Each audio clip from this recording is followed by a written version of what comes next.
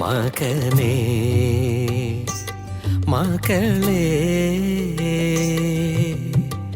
തിരിച്ചു വരുവാൻ യേശു നിന്നെ മാടി വിളിക്കുന്നു. മകനേ മകളേ തിരിച്ചു വരുവാൻ യേശു നിന്നെ മാടി വിളിക്കുന്നു. രോഗിയാണെങ്കിലും പാപിയാണെങ്കിലും തിരിച്ചു വരൂ മകനേ. ഓ മക്കളേ മകനേ മകളേ തിരിച്ചു വരുവാൻ യേശു നിന്നെ മാടി വിളിക്കുന്നു.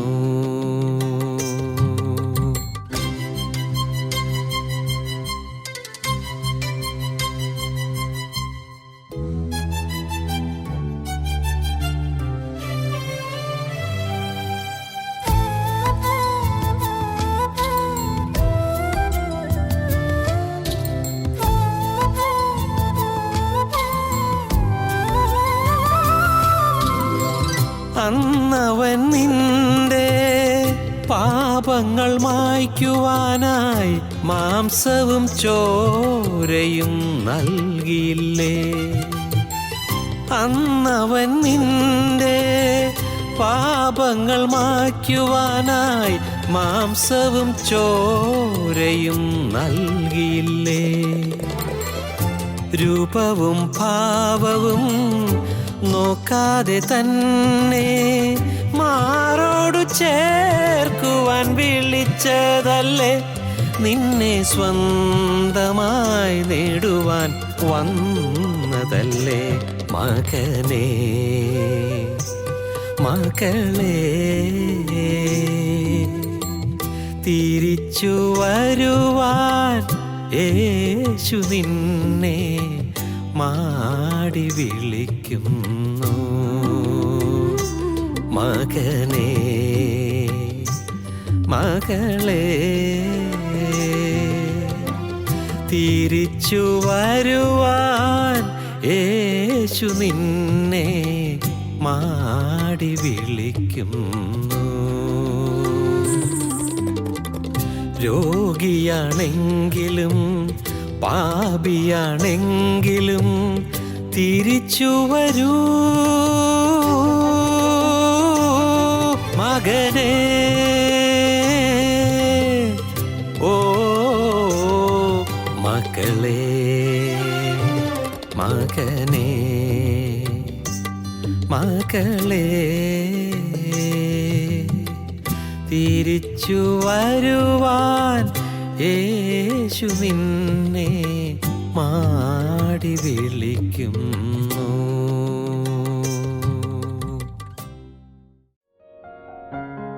ഞങ്ങളും ക്രൂശിക്കപ്പെട്ട ക്രിസ്തുവിനെ പ്രസംഗിക്കുന്നു. ദൈവ തിരുനാമത്തിന് മഹത്വം ഉണ്ടാകട്ടെ. നിങ്ങൾ ചിലർ വായിച്ചിട്ടുണ്ടാകും വാർ ആൻഡ് പീസ്, യുദ്ധവും സമാധാനവും എന്ന പേരിൽ തർജ്ജമ ചെയ്തിരിക്കുന്ന മനോഹരമായൊരു പുസ്തകമാണ്. വലിയൊരു ഗ്രന്ഥമാണ് യുദ്ധവും സമാധാനവും. അത് എഴുതിയത് റഷ്യൻ സാഹിത്യകാരനായ ലിയോ ടോൾസ്റ്റോയിയാണ്. ടോൾസ്റ്റോയ് പ്രസിദ്ധനായ ഒരു സാഹിത്യകാരനാണ്. യുദ്ധവും സമാധാനം എന്നുള്ള കൃതിയിൽ ഒരു സംഭവം രേഖപ്പെടുത്തിയിട്ടുണ്ട്. ഫ്രഞ്ച് ചക്രവർത്തിയായ നെപ്പോളിയൻ റഷ്യയെ ആക്രമിച്ചു. നെപ്പോളിയൻ ജയിച്ച് വരികയാണ്. യൂറോപ്പിലെ സിംഹം എന്നാണ് നെപ്പോളിയൻ അറിയപ്പെടുന്നത്. അസാധ്യമെന്ന് പറയുന്നത് വിഡ്ഢികളുടെ നിഘണ്ടുവിലുള്ളൊരു വാക്കാണെന്ന്. Impossibility is the word that is found only in the dictionary of fools. ശക്തനും കരുത്തനുമാണ് നെപ്പോളിയൻ. രാജ്യങ്ങളെ കിടുകിട വിറപ്പിച്ചു. നെപ്പോളിയൻ്റെ ആക്രമണത്തിൻ്റെ തേരോട്ടത്തിൽ യൂറോപ്പിലെ രാജ്യങ്ങളെല്ലാം നിലംപരിചായി. റഷ്യയെ ആക്രമിക്കാൻ വരികയാണ്. സൈന്യം മുന്നേറിക്കൊണ്ടിരിക്കുന്നു. റഷ്യൻ സർവ്വസൈന്യാധിപനായ ജനറൽ കൂട്സോവ് അദ്ദേഹത്തിൻ്റെ പ്രാർത്ഥനാ മുറിയിലേക്ക് കടന്നു. യുദ്ധം കൊടുമ്പിരി കൊണ്ട് നടക്കുകയാണ്. അദ്ദേഹം പ്രാർത്ഥനാ മുറിയിൽ ചെന്നു മുട്ടുമടക്കി. അദ്ദേഹം ഇരുന്ന് പ്രാർത്ഥിക്കാൻ തുടങ്ങി. കർത്താവേ, റഷ്യയെ രക്ഷിക്കണമേ. ഇതെങ്ങനെ പ്രാർത്ഥിച്ചുകൊണ്ടിരിക്കുകയാണ്, ദൈവത്തോട് പ്രാർത്ഥിക്കുകയാണ്, ക്രിസ്തുവിനോട് പ്രാർത്ഥിക്കുകയാണ്. കുറേ നേരം കഴിഞ്ഞപ്പോൾ ഒരു ഭടനിതാ പാഞ്ഞു വരുന്നു. കൂട്സോവ് ചാടി എഴുന്നേറ്റു. എന്തുണ്ട് വിശേഷം? ഉടനെ ഭടൻ പറഞ്ഞു, നെപ്പോളിയൻ പിൻവാങ്ങിപ്പോയി. നെപ്പോളിയൻ തിരിച്ചുപോയി. ഓ എൻ്റെ ദൈവമേ, നീ ഞങ്ങളെ രക്ഷിച്ചല്ലോ. അദ്ദേഹം പിന്നെയും മുട്ടുമടക്കി. അദ്ദേഹം ദൈവത്തെ സ്തുതിക്കാൻ തുടങ്ങി. ദൈവമേ, നീ ഞങ്ങളെ രക്ഷിച്ചല്ലോ, നീ റഷ്യയെയും രക്ഷിച്ചല്ലോ. ദൈവമേ, നിനക്ക് സ്തുതി. ജനറൽ കൂട്സോവ് പറഞ്ഞ വാക്കുകൾ തിരക്ക് പിടിച്ച ജീവിതത്തിൽ യുദ്ധരംഗത്ത് അത്യുത്സുകനായി പ്രവർത്തിക്കേണ്ട സമയത്ത് നെപ്പോളിയൻ ആക്രമിച്ച് തിരത്തല്ലി കയറി വരുന്നതായ ഭീകരമായ തേരോട്ടത്തിൻ്റെ നാളുകളിൽ കൂട്സോവ് കർത്താവിൻ്റെ പാദത്തിൽ ഇരുന്നു പ്രാർത്ഥിച്ചു. നെപ്പോളിയൻ്റെ ആക്രമണത്തിൻ്റെ ഭീതിയിൽ റഷ്യ കിടീട വിറയ്ക്കുമ്പോൾ റഷ്യൻ സർവ്വസൈന്യാധിപൻ യുദ്ധരംഗത്തേക്ക് പോകാതെ, യുദ്ധരംഗത്തെത്താതെ മാറിയിരുന്ന് പ്രാർത്ഥിക്കുകയാണ്. യേശുക്രിസ്തു പ്രവർത്തിക്കാൻ, ഉയർന്നിൽ നിന്ന് കർത്താവായ യേശു കൈയെടുത്ത് കാര്യത്തിൽ പ്രവർത്തിക്കാൻ. ദൈവത്തിന് സ്തോത്രം. വളരെ ബന്ധപ്പാടുള്ള സമയം, വളരെ തിരക്ക് പിടിച്ച സമയം, അപ്പോഴാണ് ഇരുന്ന് പ്രാർത്ഥിക്കുന്നത്. പ്രിയപ്പെട്ടവരെ, ആർക്കും മനസ്സിലാവില്ലത്, ഇതാർക്കും പിടികിട്ടുകയില്ല. ആ സമയത്ത് ഇങ്ങനെ പ്രാർത്ഥനയ്ക്ക് എത്ര സമയം എടുക്കണമോ? ആ സമയത്ത് രംഗത്തേക്ക് ഓടി ചെല്ലുകയല്ലേ വേണ്ടത്? സൈന്യങ്ങൾക്കൊരു കരുത്ത് കൊടുക്കുകയല്ലേ വേണ്ടത്? ഭടന്മാർക്ക് ഒരു വീര്യം പകരുകയല്ലേ വേണ്ടത്? ഈ സമയത്ത് പ്രാർത്ഥിക്കാൻ പോകുന്ന മണ്ടത്തരമല്ലേ? പ്രാർത്ഥിക്കണമെങ്കിൽ പ്രാർത്ഥിച്ചുകൊണ്ടെങ്കിൽ യുദ്ധരംഗത്ത് പോയാൽ പോരെ, ചിന്തിക്കാം. പക്ഷേ കൂട്സോവ് അത്രയും തിരക്ക് പിടിച്ച സമയത്ത് പ്രാർത്ഥനാ നിരതനായിരുന്നു. സഹോദരങ്ങളെ, പ്രസിഡന്റ് ഐസനോവർ അമേരിക്കയിലെ പ്രസിദ്ധനായ പ്രസിഡൻ്റായിരുന്നു. ഐസനോവർ വിഷമം പിടിച്ച ഏത് പ്രശ്നം വരുമ്പോഴും അദ്ദേഹത്തിൻ്റെ ഓഫീസിൻ്റെ പിൻഭാഗത്തുള്ള പ്രാർത്ഥനാ മുറിയിലേക്ക് കടക്കും. അവിടെ ഇരുന്ന് ഏങ്ങലടിച്ച് കരയും. American president. ദൈവത്തിന് സ്തോത്രം. അമേരിക്കൻ പ്രസിഡൻ്റായിരുന്ന വാഷിങ്ടൺ പ്രാർത്ഥനാനിരതനായി സമയം ചെലവഴിച്ച മനുഷ്യനാണ്. അമേരിക്കൻ പ്രസിഡൻ്റായിരുന്ന എബ്രഹാം ലിങ്കൺ പ്രാർത്ഥനയിൽ ദൈവത്തെ മഹത്വപ്പെടുത്തിയൊരു വ്യക്തിയാണ്. ദൈവത്തിന് സ്തോത്രം. ദൈവത്തിൻ്റെ വലിയ നാമം മഹത്വപ്പെടട്ടെ. നിങ്ങളെന്ത് പറയുന്നു? നിങ്ങളുടെ ജീവിതത്തിൽ തിരക്കുണ്ട്, വളരെ ജോലി തിരക്കുണ്ട്, വിശ്രമരഹിതമായ പ്രവർത്തനങ്ങളുണ്ട്. ഒരല്പം പോലും ഇളയ്ക്കാൻ സമയമില്ല, അല്പം പോലും മാറിയിരുന്ന് പ്രാർത്ഥിക്കാൻ സമയമില്ല. തീർച്ചയായും ജോലി തിരക്ക് ധാരാളമുണ്ട്. പക്ഷേ നിങ്ങൾ ക്രിസ്തുവിൻ്റെ പാത പിടിച്ചിരിക്കാൻ നിങ്ങൾക്ക് കഴിയുമോ? നിങ്ങളുടെ പ്രശ്നങ്ങളുമായി ക്രിസ്തുവിൻ്റെ സന്നിധിയിലേക്ക് ചെല്ലാൻ പറ്റുമോ? നിങ്ങളുടെ ഭാരമേറിയ ചുമടുകളും പേറിക്കൊണ്ട് യേശുവിൻ്റെ അരികിൽ ചെല്ലുവാൻ പറ്റുമോ? ഒട്ടേറെ ചുമടുകൾ, ഭാരമേറിയ ചുമടുകൾ നിങ്ങൾക്കുണ്ട്. മക്കളുടെ പ്രശ്നങ്ങൾ ഒരു വശത്ത്, ഭർത്താവിൻ്റെ വേദനകൾ വേറൊരു ഭാഗത്ത്, ഭർത്താവ് കടം കൊണ്ട് വലയുന്ന കാര്യങ്ങൾ വേറൊരു ഭാഗത്ത്, മരുമകളുടെ എതിർപ്പുകൾ വേറൊരു ഭാഗത്ത്, അമ്മായിയമ്മ നിരന്തരം പീഡിപ്പിക്കുന്നൊരു ഭാഗത്ത്, എൻ്റെ ദൈവമേ ജോലിസ്ഥലത്തെ വലിയ പ്രഷർ വേറൊരു ഭാഗത്ത്, ജോലി എത്ര ചെയ്താലും തീരുന്നില്ല വലിയ പ്രശ്നം, ജോലിസ്ഥലത്ത് മേലധികാരികൾ എപ്പോഴും ഞെരുക്കുന്നു, ആ പ്രശ്നം വേറൊരു ഭാഗത്ത്. ഇങ്ങനെ വലയുന്ന സമയത്ത് നിങ്ങൾക്ക് പിന്നിലേക്ക് വലിയുവാൻ കഴിയാറുണ്ടോ? പിന്നിലേക്ക് വലിഞ്ഞ് പ്രാർത്ഥനയിൽ നിരതരാകാൻ കഴിയാറുണ്ടോ? പ്രാർത്ഥിച്ച് മുട്ടുമടക്കി ദൈവത്തിൽ നിന്ന് സഹായം നേടാൻ കഴിയാറുണ്ടോ? ദൈവത്തോടുള്ളതായ ബന്ധത്തിൽ നിങ്ങളുടെ സമയം ചെലവഴിക്കാൻ പറ്റാറുണ്ടോ? വിശ്രമിക്കുക, വിശ്രമം. ദൈവത്തിന് സ്തോത്രം. ആ വാക്യം നമുക്കൊന്നുകൂടെ വായിക്കാം. രൂത്തിൻ്റെ പുസ്തകം 3-ാം അധ്യായം 1-ാം വാക്യം.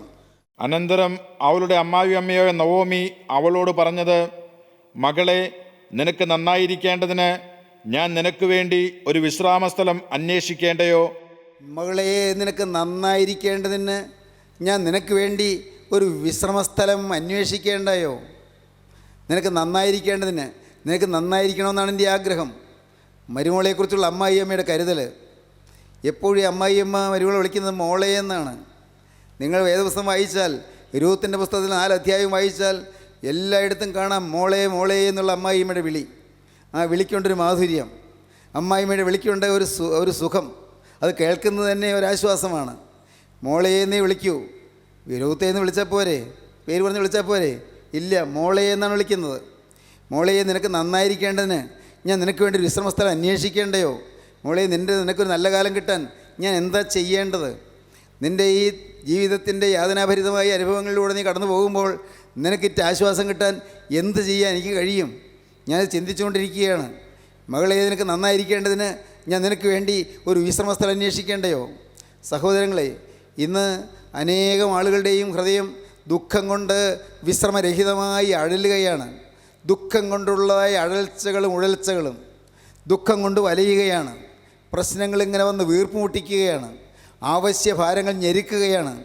മുന്നോട്ടൊരു ചുവട് വയ്ക്കാൻ വയ്യാതെ വിഷമിക്കുകയാണ്. അധ്വാനമുണ്ട്, പക്ഷേ കരയേറ്റമില്ല. കഷ്ടപ്പെടുന്നുണ്ട്, പക്ഷേ മുന്നേറ്റം കിട്ടുന്നില്ല. എല്ലാ വാതിലും അടഞ്ഞു കാണുന്നു. മുന്നോട്ടുള്ള ഗതി അടഞ്ഞു കാണുന്നു. എല്ലാ വഴിയും മുട്ടിക്കാണുന്നു. എന്ത് ചെയ്യും? ഒരു ചുവട് മുന്നോട്ട് വയ്ക്കാൻ സാധിക്കുന്നില്ല. ദൈവത്തിന് സ്തോത്രം. ദൈവത്തിൻ്റെ വലിയ നാമം മഹത്വപ്പെടട്ടെ. ദൈവത്തിന് സ്തോത്രം. പ്രിയപ്പെട്ടവരെ, ഞാൻ വായിച്ചു, ഭക്തനായ D.L. മൂഡി പറഞ്ഞു, എനിക്ക് കഴിവില്ലാതിരിക്കുമ്പോഴും, എനിക്ക് പ്രാർത്ഥിക്കാൻ പറ്റാതിരിക്കുമ്പോഴും, എനിക്ക് എഴുന്നേൽക്ക് നടക്കാൻ വയ്യാതിരിക്കുമ്പോഴും, എൻ്റെ ജീവിതത്തിൽ എനിക്ക് വേണ്ടതുപോലെ കാര്യങ്ങൾ മനസ്സിലാകാതെ വരുമ്പോഴും, അപ്പോഴെല്ലാം ഞാൻ പരിഭ്രമിക്കുകയില്ല. ഐ ട്രസ്റ്റ്, ഞാൻ വിശ്വസിക്കുക മാത്രം ചെയ്യും. ഞാൻ വിശ്വസിക്കും. ദൈവത്തിന് സ്തോത്രം. എനിക്ക് പ്രാർത്ഥിക്കാൻ കഴിയാത്ത സമയങ്ങൾ വന്നിട്ടുണ്ട്. എനിക്ക് എഴുന്നേറ്റ് നടക്കാൻ വയ്യാത്ത സമയങ്ങൾ വന്നിട്ടുണ്ട്. എനിക്ക് ഒന്നും ചിന്തിക്കാൻ വയ്യാത്ത സമയങ്ങൾ വന്നിട്ടുണ്ട്. എൻ്റെ ബുദ്ധി അഫലമായി എന്ന് തോന്നുന്ന സമയങ്ങൾ വന്നിട്ടുണ്ട്. എനിക്ക് പ്രവർത്തിക്കാൻ സാധിക്കാതെ ഞാൻ നിഷ്ക്രിയനായി പോയ സമയങ്ങൾ വന്നിട്ടുണ്ട്. പക്ഷേ അപ്പോഴെല്ലാം I trust in my Lord, എൻ്റെ ദൈവത്തിൽ ഞാൻ വിശ്വസിക്കും. ദൈവത്തിന് സ്തോത്രം. എത്ര വിശ്രമരഹിതമായ സമയങ്ങൾ വന്നാലും, ജോലിത്തിരക്കുള്ള സമയങ്ങൾ വന്നാലും, നിങ്ങൾക്ക് ക്രിസ്തുവിൽ വിശ്വസിക്കാം. വിശ്വസിക്കുക, ആശ്രയിക്കുക. ക്രിസ്തുവിൽ വിശ്വസിക്കുക, ക്രിസ്തുവിൽ ആശ്രയിക്കുക. കർത്താവിന് സ്തോത്രം. എൻ്റെ സഹോദരങ്ങളെ, ഞാൻ പറയട്ടെ, അതൊരു ഭാഗ്യമാണ്. ക്രിസ്തുവിൽ വിശ്വസിക്കാൻ കഴിയുന്നൊരു ഭാഗ്യമാണ്. ക്രിസ്തുവിൽ ആശ്രയിക്കാൻ കഴിയുന്നൊരു ഭാഗ്യമാണ്. ക്രിസ്തുവിൽ വിശ്വസിക്കുക, ക്രിസ്തുവിൽ ആശ്രയിക്കുക. ദൈവത്തിന് സ്തോത്രം. അതങ്ങ് കണ്ണുമടച്ചങ്ങ് ആശ്രയിക്കുക. എൻ്റെ കാര്യം ഞാൻ ശക്തനായവനെ ഏൽപ്പിച്ചിട്ടുണ്ട് എന്നുള്ള ഉറപ്പ്. എൻ്റെ കാര്യം സർവ്വവല്ലഭനായവനെ പരമേൽപ്പിച്ചിട്ടുണ്ട് എന്നുള്ള ഉറപ്പ്. എൻ്റെ മക്കളുടെ കാര്യം ഞാൻ യേശുവിനോട് പറഞ്ഞിട്ടുണ്ട് എന്നുള്ള ഉറപ്പ്.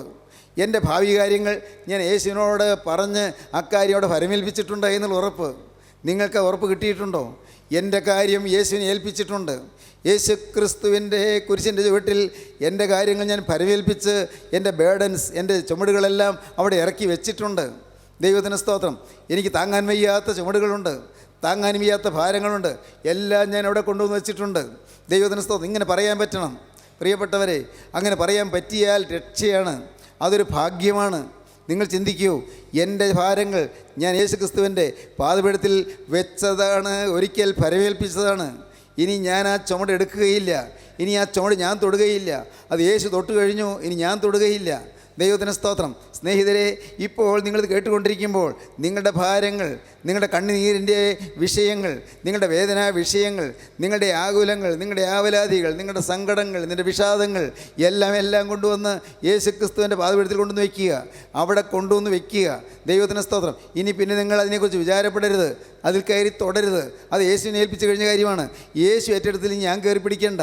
യേശു ആ ചുമട് ഏറ്റെടുത്ത് കഴിഞ്ഞിട്ട് ഞാനും കൂടി ചെന്ന് പിടിച്ച് യേശുവിനെ ചുമക്കുന്നതിന് തടസ്സമുണ്ടാക്കേണ്ട. യേശു ചുമന്നുകൊണ്ട് പോകുമ്പോൾ ഞാൻ പിടിച്ചാൽ യേശുവിന് ഭാരമാകും. യേശു തനിയെ ചുമക്കാനാണ് എൻ്റെ അടുക്കലേക്ക് വന്നത്. ദൈവത്തിന് സ്തോത്രം. ദൈവത്തിൻ്റെ വലിയ നാമം മഹത്വപ്പെടട്ടെ.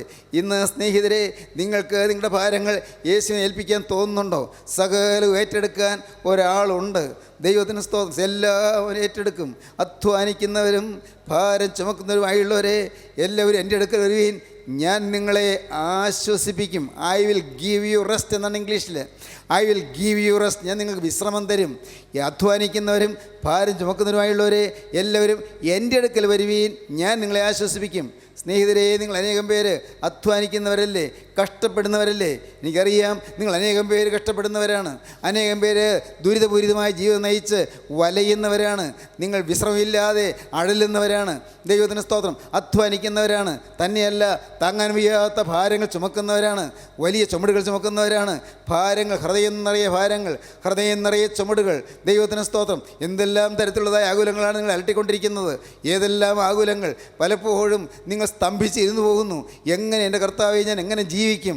ദൈവത്തിന് സ്തോത്രം. കുടുംബത്തിലെ ഉപദ്രവങ്ങൾ, കുടുംബത്തിലെ സ്വൈരക്കേടുകൾ, ഭർത്താവിൻ്റെ കോപം, എൻ്റെ ദൈവമേ, ഭാര്യയുടെ പരാതികൾ, ഭാര്യയുടെ പരിദേവനങ്ങൾ, ഭാര്യയുടെ പരിഭവങ്ങൾ, എൻ്റെ കർത്താവെ, ഭർത്താവിൻ്റെ ശാപവാക്കുകൾ, എൻ്റെ ദൈവമേ, മക്കളുടെ തോന്നിയാസം പിടിച്ച ജീവിതങ്ങൾ, കൊഴുതാത്ത ജീവിതങ്ങൾ, അവർ മയക്കുമരുന്നിനും കഞ്ചാവിനും മദ്യത്തിനും അടിമകളായി അവരുടെ ഭാവി മുടിച്ചു കളയുന്നല്ലോ. അവർക്കത് മനസ്സിലാകുന്നുമില്ലല്ലോ. നിങ്ങളെ അലട്ടുന്ന പ്രശ്നങ്ങളേറെ, നിങ്ങളുടെ ശരീരത്തിലുള്ളതായ രോഗങ്ങൾ, നിങ്ങളുടെ ശരീരത്തിലുള്ളതായ ക്ലേശങ്ങൾ, നിങ്ങൾക്ക് ആകുലങ്ങൾ വർദ്ധിക്കും തോറും നിങ്ങൾ ടെൻഷൻ വർദ്ധിക്കുന്നു. ടെൻഷൻ വർദ്ധിക്കും തോറും നിങ്ങളുടെ പ്രഷർ വർദ്ധിക്കുന്നു, ശരീരത്തിൽ രോഗം വരുന്നു. നിങ്ങൾ ചിലപ്പോഴെല്ലാം നിരാശപ്പെട്ടു പോകുന്നു. പലപ്പോഴും നിങ്ങളുടെ ശരീരം തളർന്നു പോകുന്നു. അധ്വാനിക്കുന്നവരും ഭാരം ചുമക്കുന്നവരുമായുള്ളവരെ എല്ലാവരും എൻ്റെ അടുക്കൽ വരുവീൻ, ഞാൻ നിങ്ങളെ ആശ്വസിപ്പിക്കും. അധ്വാനിക്കുന്നതായ ആളുകൾ, കഷ്ടപ്പെടുന്നതായ ആളുകൾ, ദൈവത്തിന് സ്തോത്രം. നമ്മുടെ ഈ കൂട്ടായ്മയിൽ വരുന്ന ആളുകൾ അധികം പേരും കഷ്ടപ്പെടുന്നവരാണ്, പാവങ്ങളാണ്, ജീവിതത്തിൽ യാതനയേറ്റ് വലയുന്നവരാണ്, അധ്വാനിക്കുന്നവരാണ്, ജീവിതത്തിലെ ദുരിതങ്ങളേറ്റ് പിടയുന്നവരാണ്. ദൈവത്തിന് സ്തോത്രം. എന്നാൽ പ്രിയപ്പെട്ടവരെ, ഞാൻ പറയട്ടെ, ആശ്വാസദായകനായ യേശുക്രിസ്തുവിൻ്റെ അരിമകരത്തിൻ്റെ സ്പർശനമേറ്റ് നിങ്ങൾ പലരും പുളകം കൊള്ളുന്നവരുമാണ്. ദൈവത്തിന് സ്തോത്രം. യേശുക്രിസ്തുവിൻ്റെ കരസ്പർശമേറ്റ് നിങ്ങൾ പലരും ആശ്വാസം കൊള്ളുന്നവരാണ്.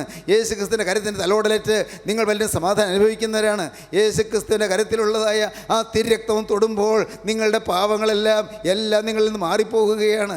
നിങ്ങളുടെ ജീവിതത്തിലെ കറകളെല്ലാം മാറിപ്പോവുകയാണ്. നിങ്ങളുടെ ജീവിതത്തിൽ നിന്ന് പോയ പാപങ്ങളും തിന്മകളും എല്ലാം ദൂരീകൃതമാവുകയാണ്. നിങ്ങളുടെ ജീവിതത്തിൽ നിന്ന് പോയ എല്ലാ അശുദ്ധിയും നിങ്ങളിൽ നിന്ന് വിട്ടുപോവുകയാണ്. നിങ്ങൾ സൗഭാഗ്യം അനുഭവിക്കുകയാണ്. നിങ്ങൾ സന്തോഷം അനുഭവിക്കുകയാണ്. യേശുക്രിസ്തുവിൻ്റെ സഖിത്വം നിങ്ങൾ കിട്ടുകയാണ്. നിങ്ങൾക്ക് ആശ്വാസം തരുന്ന ക്രിസ്തുവിനെ നിങ്ങൾ അനുഭവിക്കുകയാണ്. നിങ്ങളിത് അനുഭവിച്ച് കഴിയുമ്പോഴാണ് സ്തുതി നിങ്ങളിൽ നിന്ന് ഉയരുന്നത്, നന്ദി നിങ്ങളിൽ നിന്ന് ഉയരുന്നത്. എൻ്റെ കർത്താവേ, എത്രയോ കാലം ഞാൻ ആശ്വാസമില്ലാതെ വലഞ്ഞവനാണ്. എത്രയോ കാലം ദുഃഖിതനായി അഴന്നവളാണ്. എത്രയോ കാലം ഏകാന്തതയിൽ വലഞ്ഞവനാണ്. എൻ്റെ കർത്താവേ, ആരുമില്ലല്ലോ എന്നോർത്ത് കേണവനാണ്. ദൈവത്തിന് സ്തോത്രം. എന്നെ സഹായിപ്പാൻ എനിക്ക് ആരുമില്ലല്ലോ, എനിക്ക് അപ്പനില്ലല്ലോ. എൻ്റെ ദൈവമേ, എനിക്ക് ആരുമില്ലല്ലോ തുണയായിട്ട്. ഞാൻ ഒറ്റപ്പെട്ടു പോയല്ലോ, കരഞ്ഞവരാണ്. ദൈവത്തിന് സ്തോത്രം. സഹോദരങ്ങളെ, എൻ്റെ അമ്മ നേരത്തെ മരിച്ചു പോയല്ലോ, ഞാനിന്ന് ഒറ്റപ്പെട്ടു പോയല്ലോ. എൻ്റെ കാര്യം നോക്കാൻ എനിക്കൊരമ്മയില്ലല്ലോ. എൻ്റെ വിഷമം കണ്ട് എന്നോട് സഹതപിക്കാൻ എനിക്കൊരമ്മയില്ലല്ലോ. മനസ്സ് നൊന്തവരുണ്ട്. ദൈവത്തിന് സ്തോത്രം. സ്നേഹിതരെ, നിങ്ങൾ പറയട്ടെ, എൻ്റെ ഭർത്താവ് നേരത്തെ അക്കരയ്ക്ക് പോയല്ലോ, അദ്ദേഹം വിശ്രമത്തിനായി പോയല്ലോ, അന്തിമ വിശ്രമത്തിനായി അദ്ദേഹം പോയി. എനിക്കോ വിശ്രമമില്ലല്ലോ. എൻ്റെ കർത്താവേ, കുടുംബഭാരം മുഴുവൻ ഞാൻ നോക്കണമല്ലോ. ഈ പാവം സ്ത്രീയായ എനിക്ക് എൻ്റെ ഭർത്താവ് പോയതിന് ശേഷം എന്തുമാത്രം ചുമടുകളാണുള്ളത്, എന്തെല്ലാമാണ് നേരിടേണ്ടി വരുന്നത്. എൻ്റെ കർത്താവേ, എനിക്ക് വയ്യ കർത്താവേ, ഞാനും അങ്ങ് പോയിരുന്നെങ്കിൽ നന്നായിരുന്നു. ഇങ്ങനെ നിരാശയോടെ വാക്കുകൾ പറയുന്നവർ അല്ല, ചിന്തിക്കുന്നവരില്ലയോ. ദൈവത്തിന് സ്തോത്രം. എന്നാൽ ദൈവത്തിൻ്റെ ആത്മാവ് പറയുന്നു, ഇങ്ങനെയാണ് പറയുന്നത്: അധ്വാനിക്കുന്നവരും ഭാരം ചുമക്കുന്നവരുമായുള്ളവരെ എല്ലാവരും എൻ്റെ അടുക്കൽ വരുകയും ഞാൻ നിങ്ങളെ ആശ്വസിപ്പിക്കും. I give you rest. ഞാൻ നിങ്ങൾക്ക് വിശ്രമം തരും. ദൈവത്തിന് സ്തോത്രം. ഇന്ന് എൻ്റെ സഹോദരങ്ങളെ, നിങ്ങളുടെ ഹൃദയത്തിലേക്ക് നിങ്ങൾ നോക്കുമോ? നിങ്ങളുടെ അധ്വാന ഭാരങ്ങളെല്ലാം യേശുക്രിസ്തുവിൻ്റെ കുരിശിൻ്റെ ചുവട്ടിലേക്ക് കൊണ്ടുവരുമോ? ദൈവത്തിന് സ്തോത്രം. കുരിശ് ചുമന്ന് വലഞ്ഞവൻ നിങ്ങളുടെ അരികത്ത് നിൽക്കുകയാണ്. കുരിശം പേറി വലഞ്ഞവൻ. ദൈവത്തിന് സ്തോത്രം. ഗോകുൽത്തായിലേക്ക് കുരിശം പേറി പോയവൻ, അവൻ പോകുമ്പോൾ കാല ഇടറുന്നുണ്ട്. ആ ഭാരമേറിയ കുരിശ് ഒരു മനുഷ്യ താങ്ങാവുന്നതിലും അപ്പുറമുള്ള ഭാരമേറിയ കുരിശാണ് യേശുവിൻ്റെ ചുമലിലേക്ക് അവർ വെച്ച് കൊടുത്തത്. ദൈവത്തിന് സ്തോത്രം. എത്ര പേര് ചേർന്നാണ് ആ കുരിശ് വെച്ച് കൊടുത്തത്? യേശുവിനോട് പറഞ്ഞു, നടന്നു വിടാൻ പറഞ്ഞു. യേശു വെച്ച് നടക്കുകയാണ്. ഇടയ്ക്ക് ഗോകുൽത്തായിലേക്കുള്ള കൊന്നു കയറുമ്പോൾ യേശുവിൻ്റെ ആ മുട്ട് മടങ്ങിപ്പോകുന്നു. ഉടനെ ചാട്ടവാറ് പുറത്തു വന്ന് ആഞ്ഞു വീഴുന്നു. ശരീരത്തിൽ നിന്ന് മാംസവും കൂടി പിച്ച് ചീന്തിക്കൊണ്ട് ആ ചാട്ടവാറിൻ്റെ അറ്റത്തുള്ള കൊരുത്ത് വെച്ചിരിക്കുന്നതായ ചൂണ്ടക്കൊളുത്തു പോലുള്ളതായ ആണികൾ ശരീരത്തിൽ നിന്ന് രക്തവും മാംസവും കൂടി പറിച്ച് കീറിക്കൊണ്ട് വീണ്ടും തിരിച്ചെടുക്കുന്നു. ശരീരം വീണ്ടും കീറുമ്പോൾ വേദനിച്ച് പൊളഞ്ഞുകൊണ്ട് കുരിശ് പിന്നെയും എടുക്കുന്നു. ദൈവത്തിന് സ്തോത്രം. ദൈവത്തിൻ്റെ വലിയ നാമം മഹത്വപ്പെടട്ടെ. ഭാരം ചുമന്നു പോയ ക്രിസ്തു നിങ്ങളുടെ ഭാരം ഏറ്റെടുക്കാമെന്നാണ് പറഞ്ഞത്. 2000 വർഷം മുൻപ് കുരിശും പേറി പോയ രക്ഷകൻ ഇന്ന് നിങ്ങളുടെ അരികത്തേക്ക് വന്നുകൊണ്ട് പറയുന്നു, മോനെ, നിനക്ക് വേണ്ടിയാണ് ഞാൻ കുരിശ് വന്നത്. ഇന്നും നിൻ്റെ ഭാരങ്ങൾ ഞാൻ ചുമക്കാം. മോളെ, നീ ഭാരപ്പെടേണ്ട, നീ തനിയെ ചുമക്കണ്ട, ഞാൻ ചുമക്കാം. നീ എന്നോട് ചേർന്ന് നടന്നാൽ മതി. നീ കയ്യും വീശി നടന്നുള്ളൂ, ഞാൻ ചുമന്നുകൊള്ളാം. ദൈവത്തിന് സ്തോത്രം. നീ എൻ്റെ പിന്നാലെ വന്നാൽ മതി. നീ എന്നിൽ നിന്ന് മാറാതെ നിന്നാൽ മതി. ഞാൻ ചുമന്നുകൊള്ളാം. നിൻ്റെ ഭാരം ഞാൻ ഏറ്റെടുത്തിരിക്കുന്നു. ഞാൻ ആ കുരിശ് വഹിച്ചത് അതിനു വേണ്ടിയാണ്. നിൻ്റെ ഭാരം ഏറ്റെടുക്കാനാണ് ഞാൻ കുരിശ് വന്നത്. ദൈവത്തിന് സ്തോത്രം. എൻ്റെ സഹോദരങ്ങളെ, ഇപ്പോൾ നിങ്ങൾ ഒന്ന് ശാന്തമായി ധ്യാനിക്കൂ. അന്ന് യേശു വീണും വെച്ചും എഴുന്നേറ്റും യേശു നടന്നു നീങ്ങുമ്പോൾ യേശുവിൻ്റെ അരികത്തൂടെ ഒരാൾ ചേർന്ന് നടക്കുന്നു. ആരാണത്? അത് കുറേനക്കാരനായ ശീമോനാണ്. വയലിൽ നിന്ന് വരുന്നവനാണ്. ഒരു പാവം കർഷകനാണ്. വയലിൽ വേല ചെയ്യുന്നവനാണ്. അവൻ ലിബിയായിൽ നിന്ന് വന്നവനാണ്. ആഫ്രിക്കയുടെ വടക്കേ തീരത്തുള്ള ലിബിയായിൽ നിന്ന് കുറേനേക്ക് ചേർന്ന ലിബിയ പ്രദേശങ്ങളിൽ നിന്ന് വന്നവനാണ്. അവൻ ആ നാട്ടിൽ നിന്ന് വന്നത് യെരൂശലേമിലെ പെരുന്നാൾ സംബന്ധിക്കാനാണ്. പെരുന്നാൾ സംബന്ധിക്കാൻ വന്നവൻ ഈ കാഴ്ച കണ്ടു. എന്താണ് ഈ കാഴ്ച? ജനക്കൂട്ടം ഒരുമിച്ച് പോകുന്നു, പരസ്യമായി 3 പേരെ ഒരുമിച്ച് ക്രൂശിക്കുന്നു. ഒരു വലിയ കാഴ്ചയാണ്. ആളുകൾ അത്ഭുതത്തോടെ പിന്നാലെ നടക്കുന്നുണ്ട്. അനേകം പേര് രസിച്ച് ചിരിച്ച് ആർത്ത് അട്ടഹസിച്ചുകൊണ്ട് നടക്കുന്നു. ചിലർ അവനെ തൂക്കുക എന്ന് അട്ടഹസിച്ചുകൊണ്ട് നടക്കുന്നു. ചിലർ വിമ്മി കരഞ്ഞുകൊണ്ട് പിന്നാലെ നടക്കുന്നു. പ്രിയപ്പെട്ടവരെ, അവനും ചേർന്ന് നടന്നു. ദൈവത്തിന് സ്തോത്രം. എന്ത് കുറ്റമാണ് ഇദ്ദേഹം ചെയ്തത്? അവന് മനസ്സിലായില്ല. ഇത്ര വലിയ ശിക്ഷ കിട്ടാൻ, ഇത്ര വലിയ മാരകമായ മരണം നേരിടാൻ, ഇത്രയും വേദനാകരമായ മരണം നേരിടാൻ എന്ത് കുറ്റമാണ് ഇയാൾ ചെയ്തത് എന്ന് മനസ്സിലാക്കാതെ ചേർന്ന് സഹതാപത്തോടെ നടക്കുന്നു. വേച്ച് വീഴുമ്പോൾ ശീമോനും ഉള്ളു പതറുന്നു, ഉള്ളു വേദനിക്കുന്നു. വേച്ച് വീണിട്ട് അടി കൊണ്ട് എഴുന്നേൽക്കുമ്പോൾ ശീമോൻ്റെ ഉള്ളത്തിലും അടി കൊള്ളുന്ന പ്രതീതി ഉണ്ടാകുന്നു. ശീമോൻ ചേർന്ന് നടന്നു. പടയാളികൾ പറഞ്ഞു, ഇത്ര വലിയ സഹതാപമാണെങ്കിൽ ഒന്ന് താങ്ങിക്കൊടുക്കുക എന്ന് പറഞ്ഞു. അവർക്ക് ഈ കാര്യം തീർത്തിട്ട് വേണമല്ലോ വീട്ടിൽ പോകാൻ. പടയാളികൾക്ക് യേശുവിനെ കുരിശിച്ചതിന് ശേഷം വേണമല്ലോ വീട്ടിൽ പോകാൻ. താമസിച്ചാൽ സമയം പോകുമല്ലോ. അവർക്കതേ കാര്യമുള്ളൂ. എങ്ങനെയും അവരുടെ ജോലി തീർക്കണം. ദൈവത്തിന് സ്തോത്രം. അവർ അന്നത്തെ ജോലി യേശുവിനെ ക്രൂശിക്കുക എന്നുള്ള ജോലിയാണ്. എങ്ങനെയും വേഗം പരിപാടി തീർക്കാനായിട്ട് നീ ഒന്ന് താങ്ങ് കൊടുക്കുമെന്ന് പറഞ്ഞു. കുറേനക്കാരനായ ശീമോൻ യേശുവിൻ്റെ കുരിശിൻ്റെ അറ്റം പയ്യെ ഒന്ന് താങ്ങിക്കൊടുത്തു. ദൈവത്തിന് സ്തോത്രം. യേശു തിരിഞ്ഞു നോക്കി, ആർദ്രതയോടെ ഒന്ന് പുഞ്ചിരിച്ചു. ദൈവത്തിന് സ്തോത്രം. എൻ്റെ കുരിശിൻ്റെ അറ്റം താങ്ങിയതാരാണ്? എനിക്ക് ആശ്വാസം തന്നതാരാണ്? എനിക്കേറ്റ് തണുപ്പ് തന്നതാരാണ്? എൻ്റെ വേദനയിലും താങ്ങിയതാരാണ്? യേശു തിരിഞ്ഞു നോക്കി. യേശുവിൻ്റെ ഉള്ളം കുളിർത്തു. യേശുവിൻ്റെ ഉള്ളം തണുത്തു. യേശുവിൻ്റെ ഉള്ളം ആർദ്രമായി. യേശു ആശ്വാസത്തോടെ നോക്കി, ആർദ്രതയോടെ നോക്കി. യേശുവിൻ്റെ കണ്ണിൽ ആനന്ദവും ഒപ്പം സഹതാപവും നിറഞ്ഞു. യേശുവിൻ്റെ കണ്ണിൽ സന്തോഷവും ഒപ്പം ആശ്വാസവും നിറഞ്ഞു. ദൈവത്തിന് സ്തോത്രം. യേശു അവനെ നോക്കി. യേശുവിനെ ആർദ്രതയോടെ നോക്കി. ഒന്ന് പുഞ്ചിരിച്ചു. മതി ശീമോന്, മതി. എന്നെ യേശു നോക്കിയല്ലോ. ഈ പരിശുദ്ധ പുരുഷനെ നോക്കിയല്ലോ. ഞാൻ നോക്കിയിട്ട് ഇത്രയും സ്നേഹമുള്ള ഒരാളെ എൻ്റെ ആയുസ്സിൽ കണ്ടിട്ടില്ല. ഇത്രയും കാരുണ്യവാനായ ഒരാളെ ഞാൻ കണ്ടിട്ടില്ല.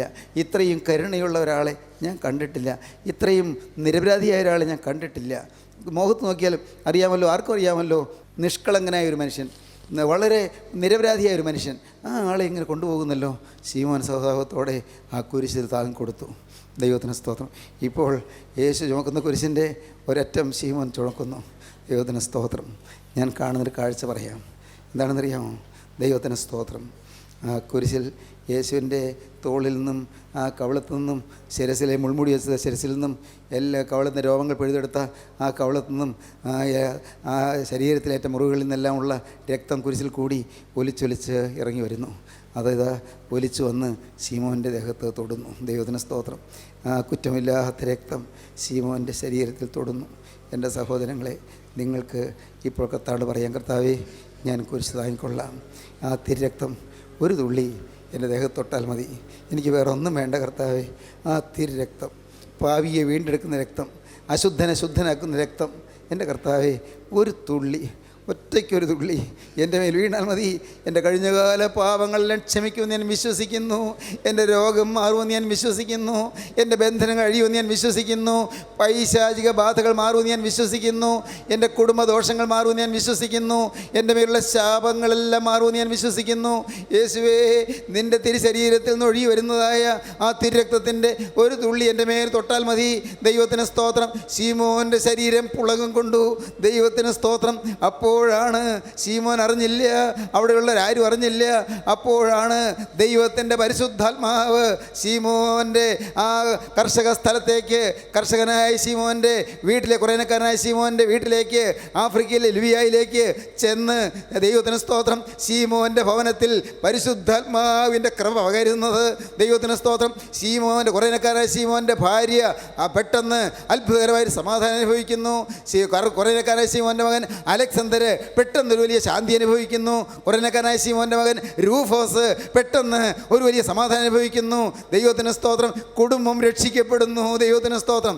മകനെ, യേശുവിൻ്റെ കുരിശൊന്ന് ചുമക്കാൻ തയ്യാറായാൽ, യേശുവിൻ്റെ കുരിശൊന്ന് താങ്ങാൻ തയ്യാറായാൽ, നിൻ്റെ മക്കൾ അനുഗ്രഹിക്കപ്പെടും, നിൻ്റെ ഭാര്യ അനുഗ്രഹിക്കപ്പെടും, നിൻ്റെ കുടുംബം അനുഗ്രഹിക്കപ്പെടും. കുടുംബത്തിൽ സ്വൈര്യമുണ്ടാകും, കുടുംബത്തിൽ സമാധാനം ഉണ്ടാകും, കുടുംബത്തിൽ ഐശ്വര്യം ഉണ്ടാകും. സമാധാനം നിങ്ങളുടെ ഹൃദയത്തിലേക്കും നിങ്ങളുടെ കുടുംബത്തിലേക്കും ഇരച്ചു കയറി വരും. അത്ഭുതകരമായ ആനന്ദ പ്രവാഹത്താൽ നിങ്ങളുടെ കുടുംബം കോരിത്തരിക്കും. ദൈവത്തിന് സ്തോത്രം. സഹോദരങ്ങളെ, ഇന്ന് ഇത് കേട്ടുകൊണ്ടിരിക്കുമ്പോൾ നിങ്ങൾക്ക് ദൈവത്തോട് പറയാം, കർത്താവേ, എൻ്റെ ദൈവമേ, എനിക്ക് വിശ്രമം തരാൻ കുരിശിൽ മരിച്ച രക്ഷക, നിൻ്റെ കുരിശിൻ്റെ ചുവട്ടടിയിൽ ഞാൻ ഇതാ വന്നിരിക്കുന്നു. നാഥാ, നിൻ്റെ കുരിശിൽ നിന്ന് ഒലിച്ചിറങ്ങുന്നതായ തിരുരക്തം ഒരു തുള്ളി എൻ്റെ നെറ്റിമേൽ പതിയണമേ, ഒരു തുള്ളി എൻ്റെ ശിരസിന്മേൽ പതിയണമേ, ഒരു തുള്ളി എൻ്റെ ശരീരത്തിൽ പതിയണമേ. അശുദ്ധി പറ്റിയ ശരീരമാണ്, ചീത്ത ചിന്തകളുള്ള ശിരസ്സാണ്. കർത്താവേ, അരുതാത്തത് കണ്ട് രസിച്ച കണ്ണുകളാണ്, വേണ്ടാത്തത് കേട്ട കാതുകളാണ്, അരുതാത്തത് പറഞ്ഞ നാവാണ്, അരുതാത്തത് കുടിച്ച വായാണ്. എൻ്റെ കർത്താവേ, അരുതാത്ത വഴിയിലൂടെ നടന്ന കാലുകളാണ്, തിന്മ പ്രവർത്തിച്ച കൈകളാണ്. ഈ ശരീരത്തിൽ നന്മയുടെ കണിക പോലും ഇല്ല കർത്താവേ. എന്നാൽ ഇപ്പോൾ നിൻ്റെ കൃപയാൽ എൻ്റെ മേൽ നിന്റെ തിരുരക്തം പുരട്ടി എന്നെ വിടുവിക്കണമേ. യേശു ക്രിസ്തുവിൻ്റെ രക്തം സകല പാപവും പോക്കി എന്നെ ശുദ്ധീകരിക്കുന്നു. എന്നെ ശുദ്ധീകരിക്കുന്ന തിരുരക്തം, എന്നെ കഴുകുന്ന തിരുരക്തം, എന്നെ വീണ്ടെടുക്കുന്ന തിരുരക്തം, എൻ്റെ പാപക്കറകൾ കഴുകുന്ന തിരുരക്തം, എന്നെ വിശുദ്ധനാക്കുന്ന തിരുരക്തം ഇപ്പോൾ എൻ്റെ മേൽ തളിക്കണമേ. നാഥാ, ഞാൻ അനേകം തിന്മകൾ ചെയ്തവനാണ്. പുറത്തു പറയാൻ അറയ്ക്കുന്ന ലജ്ജാകരമായ കാര്യങ്ങളിൽ വീണുപോയവനാണ്, ലജ്ജാകരമായ കാര്യങ്ങൾ വീണു പോയവളാണ്. എന്നാൽ യേശുവേ, ഇപ്പോൾ നിന്റെ തിരുരക്തം എൻ്റെ മേൽ പതിച്ച് എന്നെ കഴുകി രൂപാന്തരപ്പെടുത്തണമേ. എൻ്റെ പാപമലീമസമായ ജീവിതത്തിലേക്ക്, പാപപൂർണമായ ജീവിതത്തിലേക്ക്, പാപം ഭരിച്ച ജീവിതത്തിലേക്ക് യേശുവേ, നിന്റെ തിരുരക്തത്താൽ, നിന്റെ ജയമുള്ള സ്ലീബായാൽ അത്ഭുത കൃപയുടെ പ്രവാഹം നൽകണമേ. നിന്റെ തിരുരക്തത്തെ തളിക്കണമേ. യേശുവേ, നിന്റെ കുരിശിലെ വീണ്ടെടുപ്പിനാൽ എന്നെ നീ രൂപാന്തരപ്പെടുത്തണമേ. നാഥാ, എന്നെ സത്യമാനസാന്തരത്തിലേക്ക് കൊണ്ടുവരണമേ. എനിക്ക് വിശ്രമം തരണമേ. ഹല്ലേലൂയ. ദൈവത്തിന് സ്തോത്രം. ദൈവത്തിൻ്റെ വലിയ നാമം മഹത്വപ്പെടട്ടെ. നിനക്ക് വിശ്രമം വേണ്ടേ മോളെ? നിനക്ക് വിശ്രമം വേണ്ടേ? നിനക്ക് വിശ്രമസ്ഥലം ഞാൻ അന്വേഷിക്കുകയാണ്. നിനക്കൊരു വിശ്രമസ്ഥലം ഞാൻ അന്വേഷിക്കുകയാണ്. I will give you rest. ഞാൻ നിനക്ക് വിശ്രമം തരും. ദൈവത്തിന് സ്തോത്രം. നിങ്ങൾക്ക് ഇന്ന് കർത്താവ് വിശ്രമം തരികയാണ്. ഈ ലോകത്തിലെ ജീവിതം താൽക്കാലിക ജീവിതമാണ്. ഈ ലോകത്തെ ജീവിതം കഴിഞ്ഞ് ഒരു നിത്യവിശ്രമത്തിലേക്ക് നമുക്ക് പോകണം. ഒരു നിത്യവിശ്രമം, അത് സ്വർഗീയ പാർപ്പിടമാണ്. അവിടെ അല്ലലില്ല, അവിടെ അലട്ടലില്ല, അവിടെ വഴക്കില്ല, അവിടെ ശത്രുത്വമില്ല, അവിടെ വൈരാഗ്യമില്ല, അവിടെ കുത്തിത്തിരിപ്പില്ല, അവിടെ സ്നേഹം മാത്രം. സ്നേഹസാമ്രാജ്യം.